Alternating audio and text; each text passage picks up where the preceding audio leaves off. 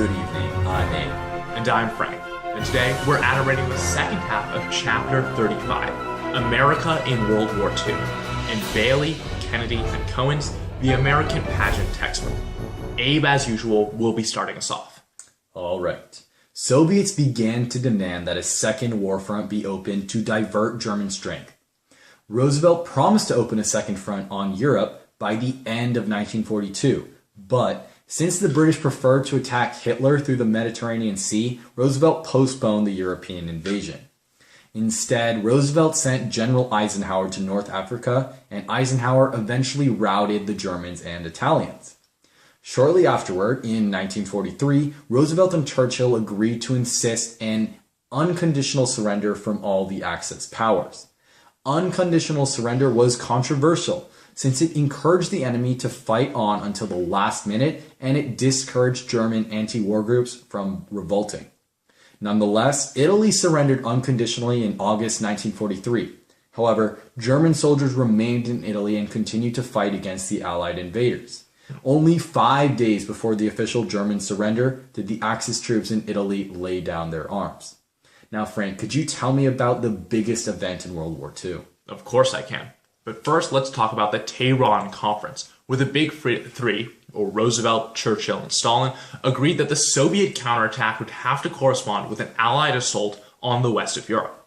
In order to fulfill this promise, America, Canada, and Great Britain began to build up a massive invasionary force in Britain, with the overall command given to Dwight Eisenhower.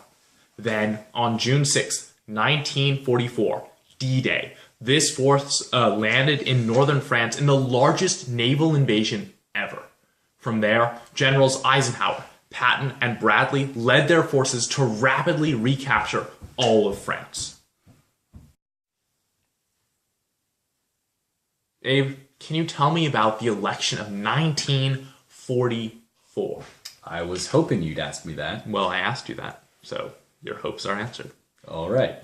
The election of 1944 faced off Republican Thomas E. Dewey against the Democrat FDR. The Republican platform condemned war and called for a new international peace organization.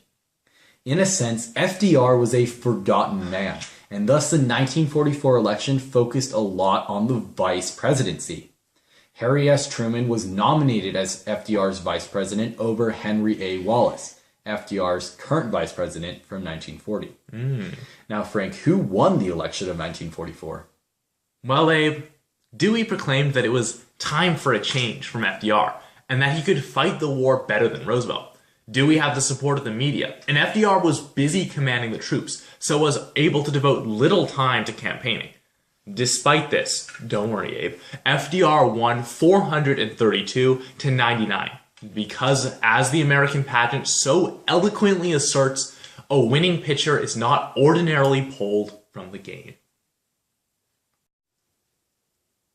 Abe, tell me about the twilight hours of Hitler's thousand-year Reich. Well, Hitler threw all of Germany's might into one last thrust towards Antwerp. Antwerp was a Belgian port and a hotspot of Allied supply operation. Although Hitler initially drove the Americans back, he was halted at Bastogne by General A.C. McAuliffe. The Americans then drove forward into Germany, and they were very surprised to find some still active concentration camps. Full details of the horrors of the Holocaust were not uncovered until the very end of the war. Finally, in April 1945, the Soviets captured Berlin and Hitler committed suicide. Coincidentally, Roosevelt had died from a cerebral hemorrhage shortly before, and Vice President Truman had become president. The German government officially surrendered on May 7, 1945, and May 8th was proclaimed VE, or Victory in Europe Day. Now, Frank, I once saw a movie called Live Free or Die Hard. So what did Japan do? Well, as Kennedy so boldly puts it, Japan also chose to die hard. American submarines were destroying 50% of Japan's merchant fleet by 1945, and bombing raids on the Japanese homeland were a daily occurrence, as Tokyo itself began to face annihilation due to American firebombs. Under the supervision of General MacArthur, the Philippines were liberated, and at the Battle of Leyte Gulf, Japan lost 60 ships to the Americans over the course of a 3-day battle. America continued its island-hopping strategy, conquering Iwo Jima and Okinawa, though at great cost. By this time, the Japanese were desperate and began using suicidal kamikaze planes in one last attempt to cripple the American fleet. Abe, can you tell me what final one fell swoop ended the Japanese? Of course. The Americans continued to bomb Japan, but Japan showed no sign of surrendering unconditionally to the Allies. At the Potsdam Conference, Truman, Stalin, and the British gave the Japanese an ultimatum: surrender or face destruction. In the Manhattan Project, Americans funded research for the atomic bomb, largely because they feared Germany might acquire it first. The Japanese refused to surrender, and on August 6, 1945, the first atomic bomb was dropped on Hiroshima. When the Japanese still didn't surrender, America dropped a second bomb on Nagasaki on August 9, 1945. Finally, the Japanese surrendered on August 10th on the condition that their beloved Hirohito be allowed to remain the nominal emperor. The Allies accepted their surrender on August 14th, despite their policy of unconditional surrender. The formal end to war was September 2nd, 1945, also known as VJ, the Victory in Japan Day.